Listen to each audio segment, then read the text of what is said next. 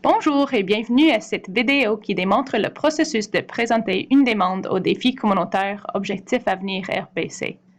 Le défi communautaire appuiera au projet mené par des jeunes dans plus que 150 collectivités grâce à une collaboration entre les fondations communautaires participantes, Fondation communautaire du Canada et la Fondation RBC. Pour en savoir plus, visitez le site web de Fondation communautaire du Canada où vous pouvez découvrir si votre collectivité participe au défi. Vous pouvez lire le guide de candidature pour plus d'informations sur les critères d'admissibilité et des autres points importants.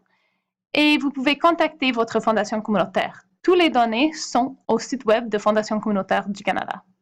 Alors, vous pensez être prêt? Nous vous encourageons à cocher toutes les cases avant de commencer à préparer une demande.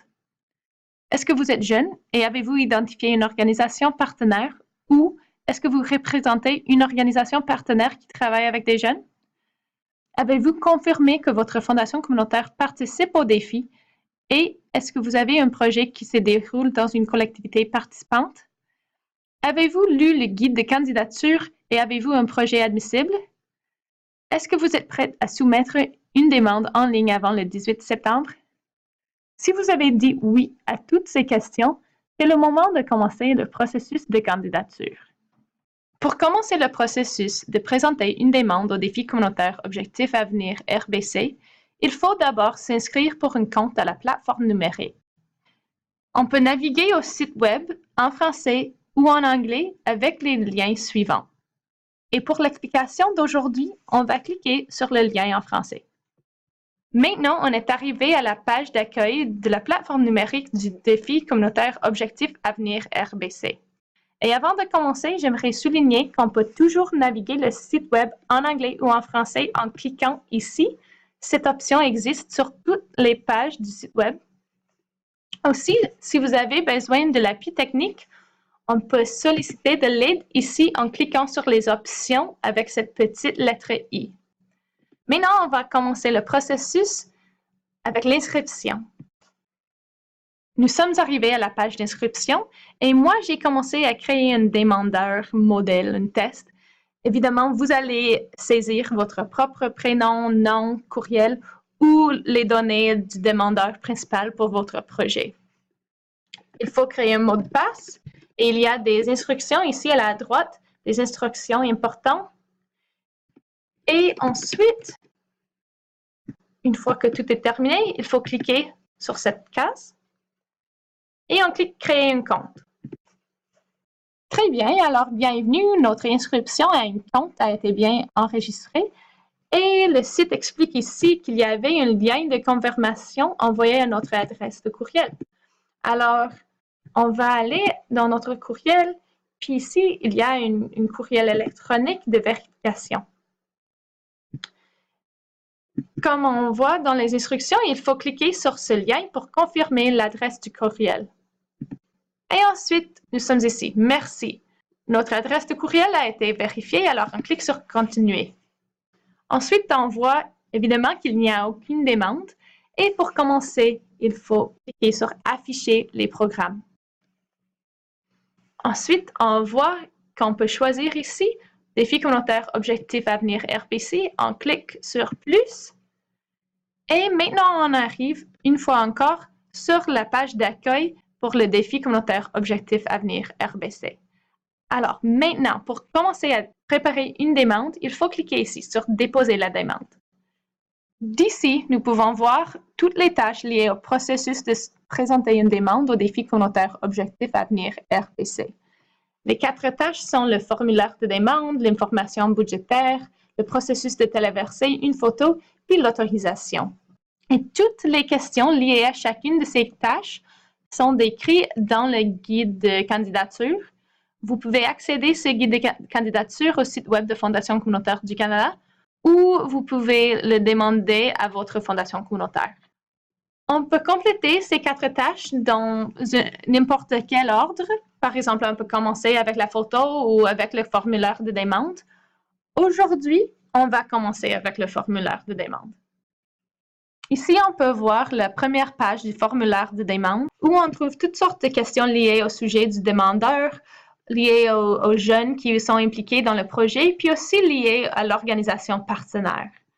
Toutes ces questions sont incluses dans les guides de candidature, alors on ne va pas les travailler tous ensemble, mais on va faire quelques exemples.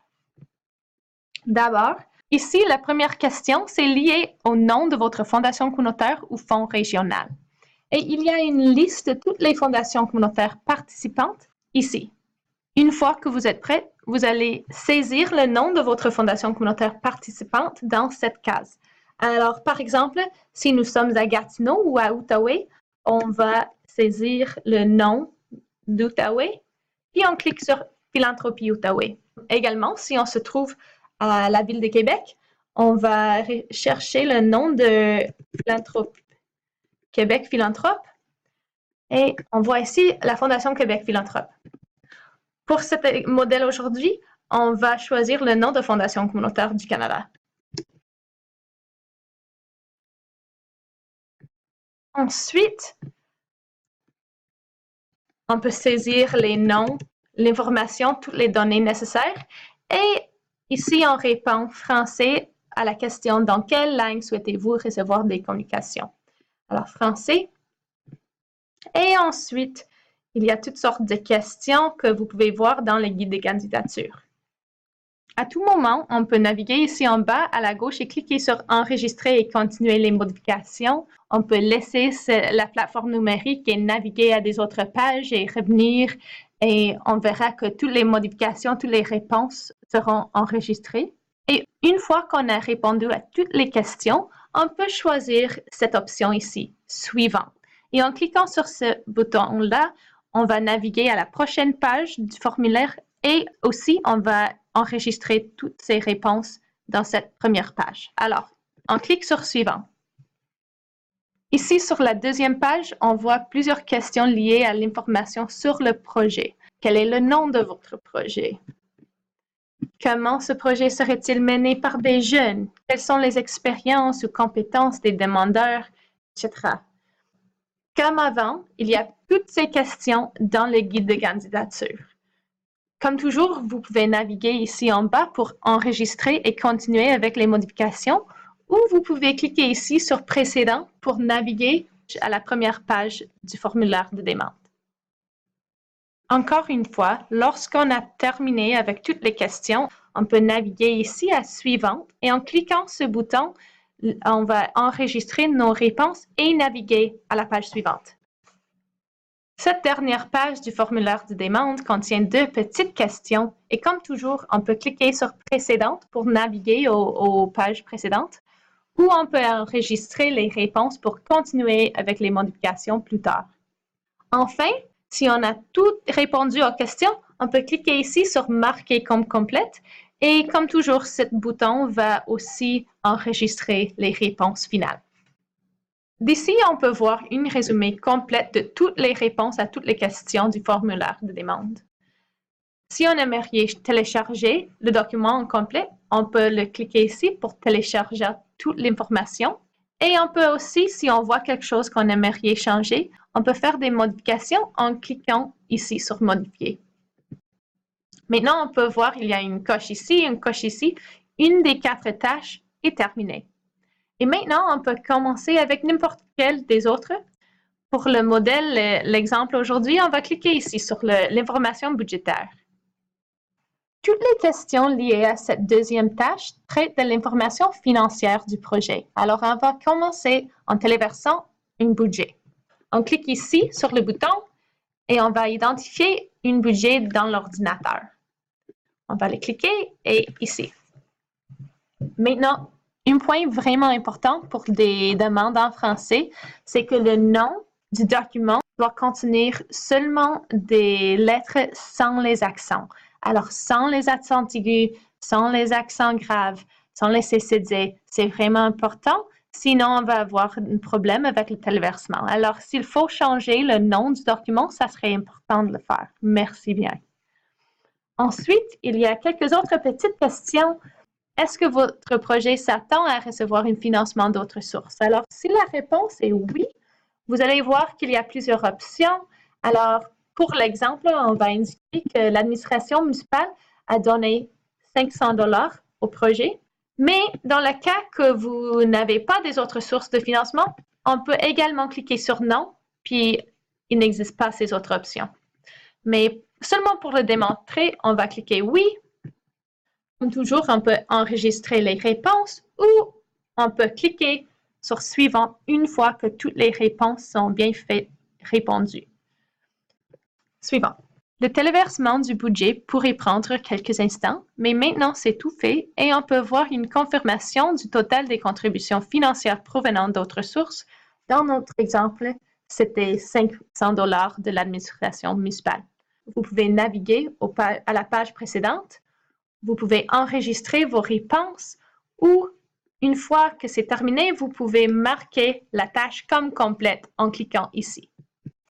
Nous sommes arrivés à la résumé de toute l'information financière et comme dans le cas du formulaire de demande, vous pouvez cliquer ici sur les 3 points pour télécharger toute l'information ou pour cliquer ici pour modifier des réponses individuelles.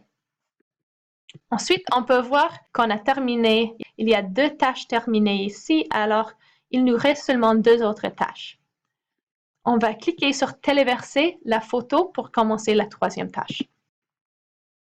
Maintenant, on aimerait vous rencontrer, les jeunes leaders impliqués dans le projet, des autres membres de la collectivité qui vont participer et contribuer au projet pour que ça soit un succès. Pour le faire, on va cliquer sur le bouton et on va naviguer jusqu'à une photo dans l'ordinateur. Et un petit rappel que c'est vraiment important que le nom du document ne contient pas des caractères comme des accents. Si vous préférez ne pas passer devant l'objectif, vous pouvez certainement prendre une autre photo de la collectivité, de quelque chose qui représente la population locale, la situation locale, et on serait aussi heureux de recevoir ces genres de photos. En tout cas, une fois que vous avez téléversé la photo, il faut sélectionner la réponse qui s'applique. Et ensuite, je vais marquer la tâche comme complète. On a bien terminé la 3e tâche et si on a besoin, on peut télécharger l'information ou cliquer ici pour modifier quelques réponses spécifiques. On peut voir avec les coches qu'on a terminé 3 des 4 tâches. Et avant de commencer la 4e tâche, j'aimerais vous démontrer quelque chose de spécifique. Alors, on va cliquer sur Retour à la demande. On est arrivé de nouveau sur ce premier écran où on peut voir maintenant qu'il y a 3 tâches terminées et aussi il y a un bouton vraiment intéressant ici à la gauche. Si on clique sur Ajouter un collaborateur, on peut voir qu'on peut ajouter des collaborateurs pour leur permettre de voir votre demande ou d'y contribuer. Et cette option pourrait être vraiment utile dans le cas où vous avez une collaboration entre plusieurs individus, plusieurs organismes pour présenter la demande. Pour ajouter un collaborateur, on va saisir leur adresse courriel et ensuite, c'est facultatif, mais un petit message.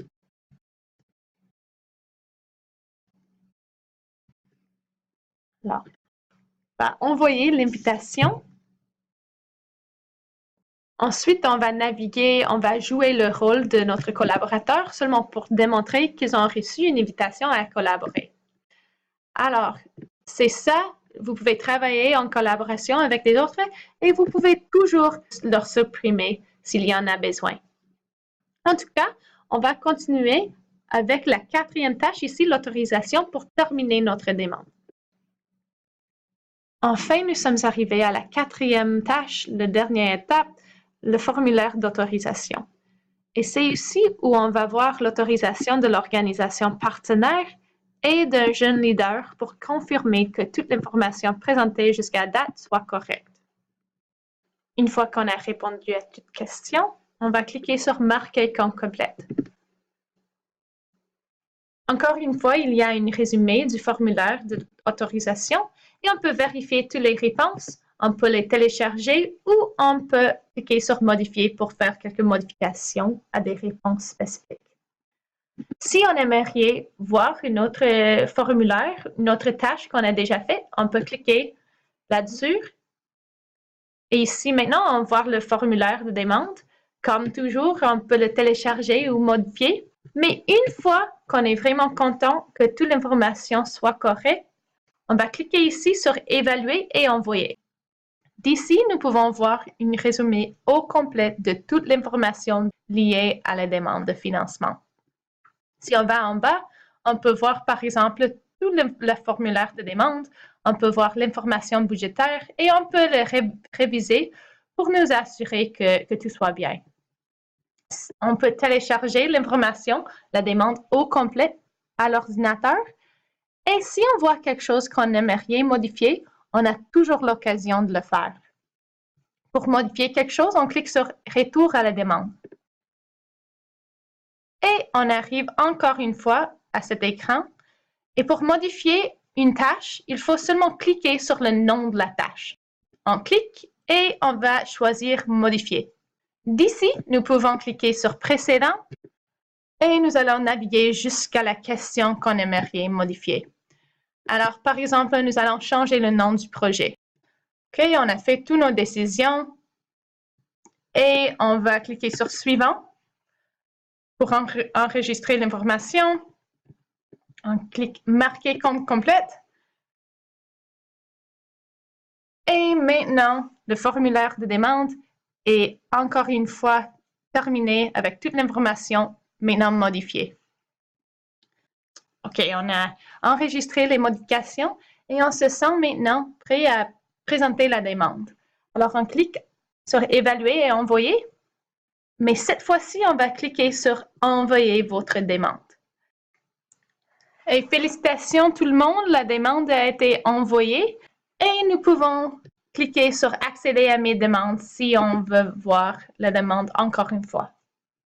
D'ici, on peut toujours accéder à toute l'information de la demande. On clique « Afficher » et on peut voir toutes les tâches, mais évidemment, maintenant, on peut cliquer pour les voir, mais c'est lecture uniquement. Ce n'est pas maintenant possible de modifier les tâches. Quelques derniers points avant de terminer. Comme toujours, on peut naviguer le site web en français ou en anglais en cliquant ici. Et on peut toujours solliciter de l'appui technique avec cette i. On offre l'appui technique en anglais ou en français. Pour plus d'informations, veuillez naviguer à fondationcommunautaire.ca où vous pouvez nous contacter à info.flcc@fondationcommunautaire.ca. Merci bien de votre intérêt. Nous avons hâte de recevoir vos idées.